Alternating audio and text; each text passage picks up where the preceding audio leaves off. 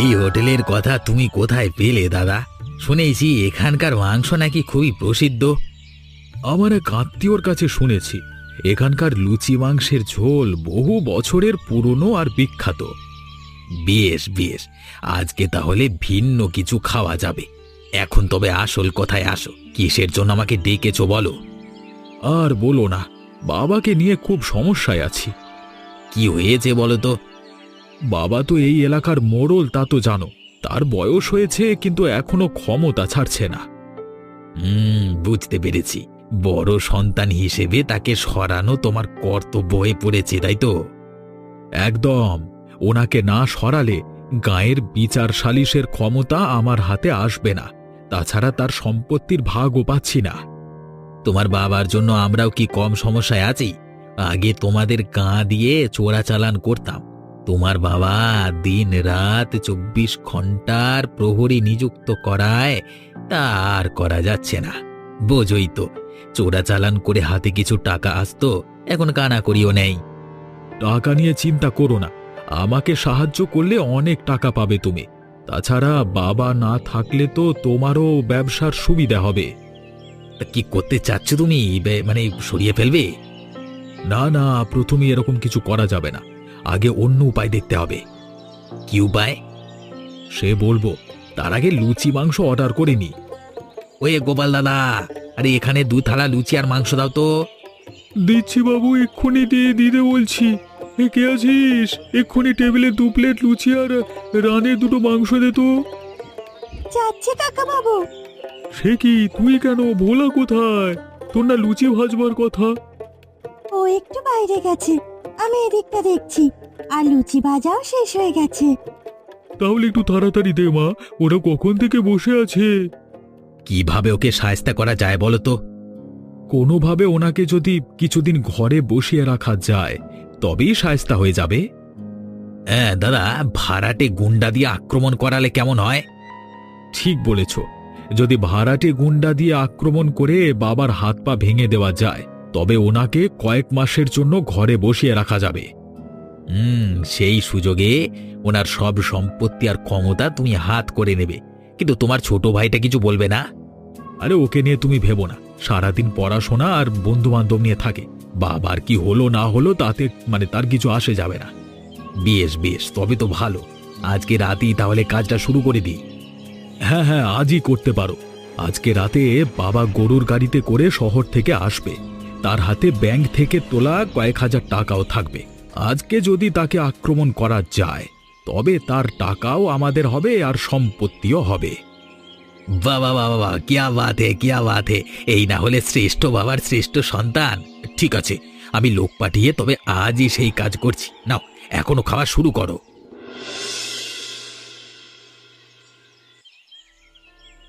কি বলো কি?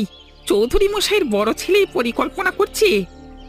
তাহলে আর বলছি কি, আমি নিজ কানে শুনেছি।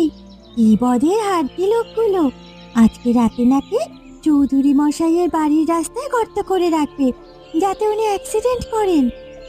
তাহলে তো কথাটা চৌধুরী মশাই ছোট ছেলেকে বলতে হয়। ওনার ছোট ছেলেটা তো ভবঘুরে, ওকে বললে কি কোনো লাভ হবে? ভব ঘুরে হলেও তপন দাদা খুব ভালো, বাবার জন্য নিজের প্রাণ দিয়ে দেবে। তাহলে তুই যা, গিয়ে এক্ষুনি বলে আয়। আমার কথা বিশ্বাস করবে না বলি তোমাকে বলতে হবে। আমি বলবো? না না, আমি ওসব বলতে পারবো না। কাকু শুনলে খুব রাগ করবে। তোমার কাকু জানতে পারবে না। আর একজন মানুষের উপকারের জন্য একটু বকুনি না হয় খেলে। ঠিক আছে, ওই দিক দিয়ে গেলে আমাকে জানাস, আমি বলে দেবো খন। ওই তো ও যাচ্ছে। তপন দাদা, ও তপন দাদা। কে কে রে? এক ভোলা ভোলা, একটু দাও তো।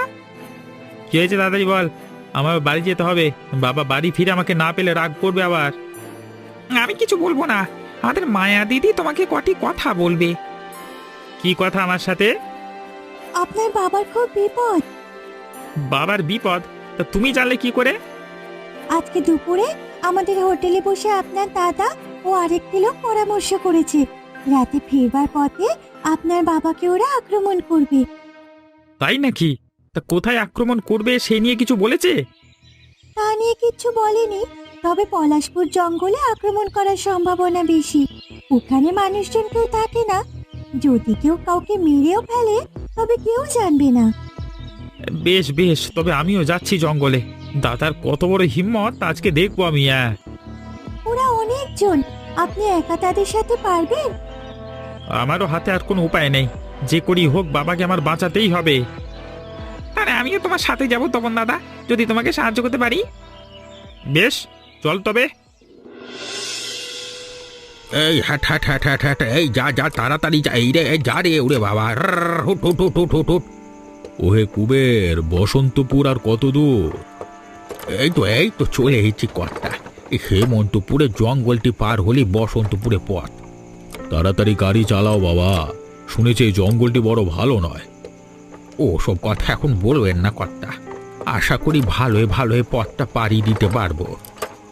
আরে রে রে রে রে রে রে রে রে রে রে, সে কি কে তোমরা? আমাদের এখনো চিনতে পারিস নিবে? আমরা এই জঙ্গলের ডাকাত। কি চাও ভাই, কি চাও আমার কাছে? তোমার কাছে কিছু চাই না, আপাতত রায় চৌধুরীকে আমাদের হাতে দিয়ে যাও। সে কি কথা, চৌধুরী মশাইকে নিয়ে কি করবেন? কে রে কুবের, কার সাথে কথা বলছিস?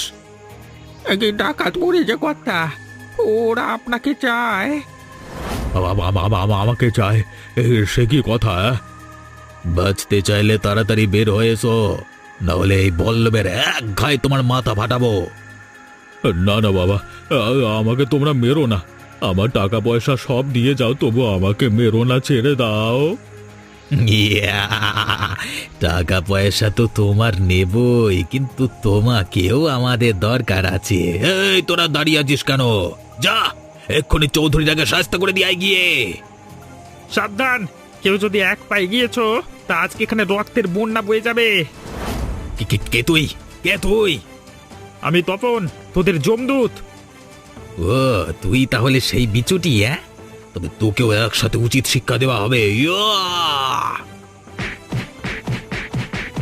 তপন সাবধান বাবা, ওরা অনেকজন, ওদের সাথে তোরা পারবি না। তুমি ভয় পেও না বাবা, আমরা ওদের উচিত শিক্ষা দেব। বাবা, এবারে ভালো কাজ হয়েছে, পালের গোদাই উপকাত। ওদের কত বড় সাহস! আজকে একটা একটা করে সব কটাকে শায়েস্তা করব। তোরা চলে আয়, ওদের আরেকবার শিক্ষা দেব। সব কটা শয়তান ভেগেছে। আরো কম খাইনি, আজকে একেবারে উচিত শিক্ষা পেয়েছে। কিন্তু তোরা এ মুহূর্তে কোথা থেকে উদয় হলি? একটু পরে আসলি তো আমাকে আর দেখতে পেতিস না। আমি গোপন সূত্রে জানতে পেরেছি তোমার উপরে কয়েকজন দুষ্ট লোক আক্রমণ করবে, তাই তাই আমি আর ভোলা আগে থেকে এখানে লুকিয়েছিলাম। যাক, তোমরা এসে ভালোই করেছো, না হলে আজকে মহা বিপদে পড়তাম। ওপরওয়ালা যার সহায়, তাকে কেউ কিচ্ছু করতে পারে না। যাক সেসব কথা, এখন চলো সবাই গাড়িতে উঠি। মানে বাকি পথটা যেতে পারলেই হলো।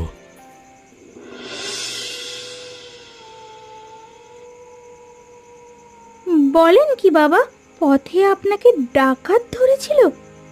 তাহলে আর বলছি কি বৌমা, এক ঝাঁক ডাকাত সৈন্য আমাকে ঘিরে ধরল।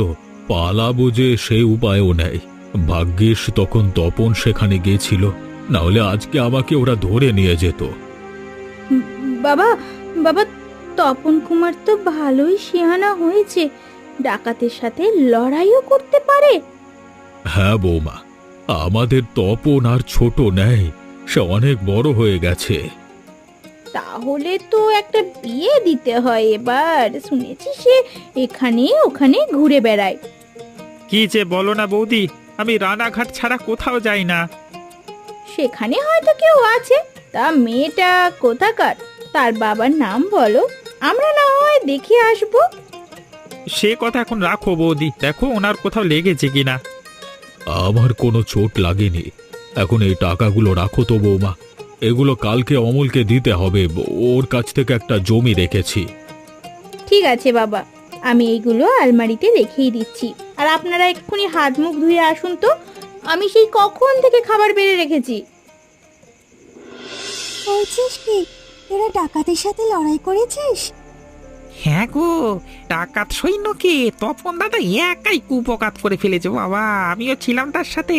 হ্যাঁ, বাবা, তাহলে আজ তো খুব বীরের কাজ করে ফেলেছিস। তা ওর কোনো ক্ষতি হয়নি তো? না না, আমরা সবাই নিরাপদে আছি, তবে ডাকাত সর্দারের মাথা ফেটেছে। খুব ভালো হয়েছে। এবার যদি শয়তানটার উচিত শিক্ষা হয়। তাও হবে, দেখবে আবার কালকে দোকানে আসবে। কাল আসুক, ওদের বাসি খাবার খাইয়ে 12টা বাজাবো। না না দিদি, এই কাজ করো না, তাহলে আমাদের হোটেলের বদনাম ছড়াবে। ঠিক আছে ঠিক আছে, আমি তাহলে কিছু করব না। নে এবার তুই শুয়ে পড়, আমি বাড়ি চললাম। ঠিক আছে দিদি, কালকে সকাল সকাল চলে এসো কেমন? ভোর থেকেই লুচি ভাজা শুরু করতে হবে। সে আসবো খন, তুই এখন নিশ্চিন্তে ঘুমা।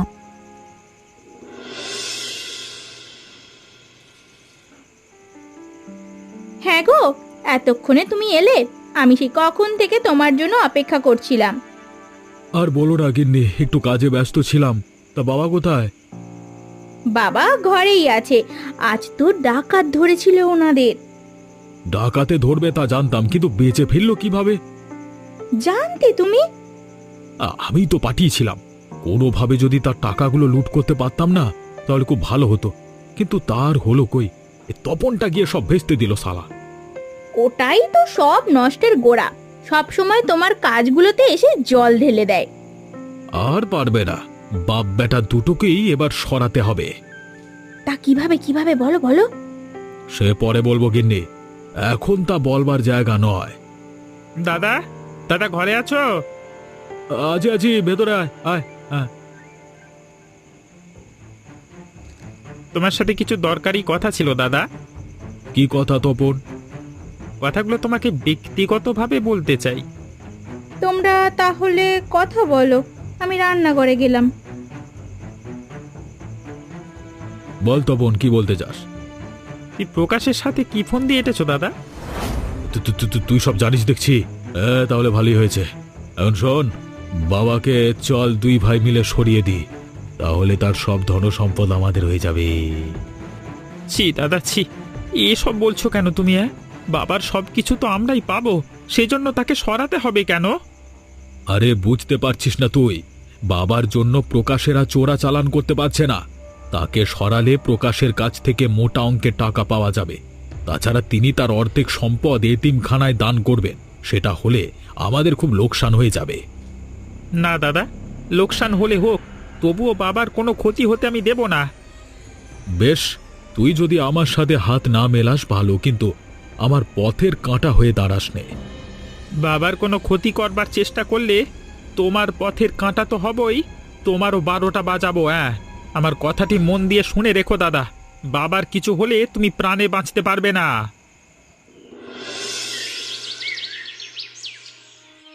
না না ভায়া, তোমার এই ভরাডুবি মানা যাচ্ছে না।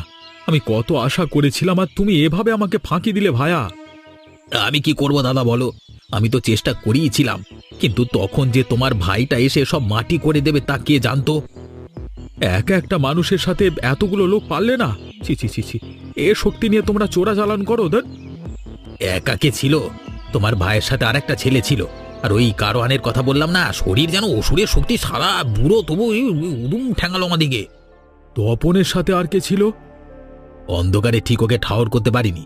তাই ছেলেটা খুব ছোট, বয়স ওই 15 কি 16 হবে। 15-16 বছরের ছেলে? তা তো আশেপাশে অনেকেই আছে। কে যে সেখানে ছিল কে জানে। তা এখন কি করবে বলো তো? তোমার বাপকে না সরালে যে আমার শান্তি হচ্ছে না। বিষ? বাবাকে বিষ খাইয়ে মেরে ফেলবো নাকি? হ্যাঁ হ্যাঁ হ্যাঁ, এটা করলে খুব ভালো হবে। এতে এক ঢিলে 2 পাখি মারা যাবে। তোমার বাপও মরবে, আমাদের ধরা পড়বার সম্ভাবনাও থাকবে না, তাই না? বেশ, আমি তবে যাচ্ছি। আজই কাজটা সেরে ফেলতে হবে।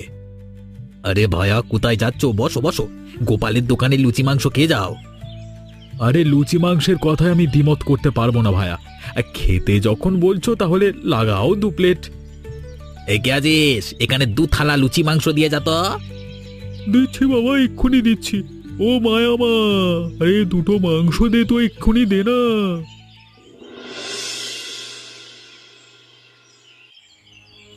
বলিস কি, চৌধুরী মশাইকে বিষ খাওয়াবে? আমি তো তাই শুনলাম। ওনার বড় ছেলে আর প্রকাশ মিলে ওনাকে বিষ খাওয়ানোর পরিকল্পনা করছে। হায় হায়, তবে তো সর্বনাশ হয়ে যাবে। আমারও খুব ভয় করছে দিদি। চৌধুরী মশাই মরে গেলে আমাদের উপর খারাপ প্রভাব পড়বে। চোর ডাকাতেরা আবার উপদ্রব শুরু করবে। পথে ঘাটে খুনোখুনি বেড়ে যাবে। উনি চলে গেলে আমরা আর শান্তিতে থাকতে পারবো না। হ্যাঁ রে, যে কোনো ভাবে ওনাকে বাঁচাতে হবে। কি করবে তুমি? আমাদের যে কিছুই করবার নেই। তুই তপনের কাছে যা, গিয়ে সবটা খুলে বল। ও নিশ্চয়ই চৌধুরী মশাইকে বাঁচাতে পারবে। ঠিক আছে দিদি, আমি এক্ষুনি যাচ্ছি। বৌমা, বৌমা ঘরে আছো? বলুন বাবা, শুনছি। আমাকে এক কাপ চা দেবে মা? আসছি বাবা, এক্ষুনি আসছি। এই নিন বাবা আপনার চা। বাবা বাবা বাহ, চা একেবারে তৈরি করাই ছিল নাকি? হ্যাঁ বাবা, আমি এক্ষুনি চা করে আনলাম। তাড়াতাড়ি চাটা খেয়ে নিন তো, ঠান্ডা হয়ে যাবে তো। হ্যাঁ, চাটা আজকে কেমন লাগছে বৌমা? মুখটা ধরে আসছে। ও কিছু নয় বাবা, আপনি পুরোটা শেষ করুন। এ কি, আবার গলাটা এভাবে জ্বলছে কেন? তুই ওকে কি খাওয়ালে বৌমা? চাই কি ছিল? হ্যাঁ, বিষ ছিল বাবা, বিষ ছিল। আপনার চায়ে না বিষ মেশানো ছিল। এ তুমি কি করলে? শেষমেশ আমার পুত্রবধূ হয়ে আমার এ সর্বনাশ।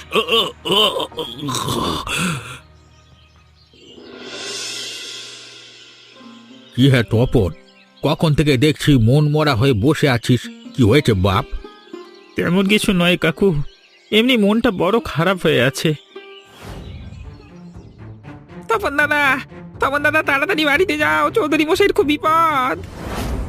বাবার বিপদ? কি হয়েছে বাবার? তুমি তাড়াতাড়ি তার কাছে যাও, পরে সব কথা বলবো। ঠিক আছে ভোলা, আমি এক্ষুনি যাচ্ছি, এক্ষুনি যাচ্ছি। ওগো ওগো, আমাদের কি সর্বনাশ হলো গো! বাবা কেন আমাদের ছেড়ে চলে গেল গো? এখন আমি কাকে বাবা বলে ডাকবো বলো? কাকে বাবা বলে ডাকবো? কেঁদো না গো গিন্নি, কেঁদো না। আমারও কি কম কষ্ট হচ্ছে বলো? কিন্তু কাঁদলে তো বাবার ফিরে আসবে না, বরং তার আত্মা কষ্ট পাবে। তাই না? তাই কাঁদিনি। হ্যাঁ হ্যাঁ বৌদি, শুধু শুধু জল ফেলবেন না, যা হয়েছে ভালোই হয়েছে। বাবা, বাবা কোথায় দাদা? বাবা কোথায়? ও তপন, তুমি এসেছো ভাই, তুমি এসেছো। কি হয়ে গেল? বাবা নেই? না না না, এ কিছুতেই হতে পারে না। তোমরা বাবাকে খুন করেছো, তোমরা তাকে খুন করেছো। এ কি বলছিস তুই তপন? আরে আমরা কেন বাবাকে খুন করবো? ই বাবা, আমার তো বাপ নাকি? তোর বাপ আমার বাপ নয়? তুমি সেদিন তারই আভাস দিয়েছিলে দাদা, আর আমি জানি তুমি এ কাজ করেছো। তবে দাদা, তুমি বাঁচতে পারবে না। আমি সবাইকে বলে দেব তোমরা বাবার খুনি। তবে তো বড্ড বেশি জেনে গেছিস তুই। এত জানলে তো আর বাঁচতে পারবি না ভাই। কিরে, কি করবে? কি করবে তোমরা আমাকে? বাবার মতো আমাকেও মেরে ফেলবে? ফেলো, ফেলো, মেরে ফেলো। আমি আর বাঁচতে চাই না দাদা। মারবো তো বটেই, তবে আগে বাবাকে সৎকার করে আসি। প্রকাশ, বলো ভাইয়া। ওকে দক্ষিণ ঘরের ঘরে বেঁধে রাখ ভাই, কিছুতেই যেন পালাতে না পারে। তুমি চোখে জল মোছো দেখে নে, ঢং করছে। এক্ষুনি নিয়ে যাচ্ছি। এই চল চল আর, চল চল। কি বলছিস? ভোলা চৌধুরী মশাই বেঁচে নেই? না গো, ডাইনি বউটা ওনাকে মেরে ফেলেছে। তপন কুমারও নিরাপদ নয়। মানিক আর প্রকাশ মিলে ওকে বন্দি করে রেখেছে, যে কোনো সময় মেরে ফেলতে পারে। হায় হায়, এখন উপায়? উপায় একটাই, তপন কুমারকে উদ্ধার করতে হবে। তুই পারবি তো? পারবো দিদি, কিন্তু ওনাকে উদ্ধার করে রাখবো কোথায়? শয়তানগুলো জেনে ফেললে যে আমাদেরও মেরে ফেলবে। ওটা তুই আমার উপর ছেড়ে দে ভোলা। ওকে উদ্ধার করতে পারলে আমি ওকে নিয়ে অন্য কোথাও চলে যাব। কোথায় যাবে দিদি? জানি না কোথায় যাব ভোলা, তবে এখান থেকে অনেক দূর চলে যাব, যেখানে আমাদের কেউ খুঁজে পাবে না। ঠিক আছে, তবে আজকে রাতেই তপন দাদাকে উদ্ধার করতে যাব। তুমি তৈরি থেকো দিদি।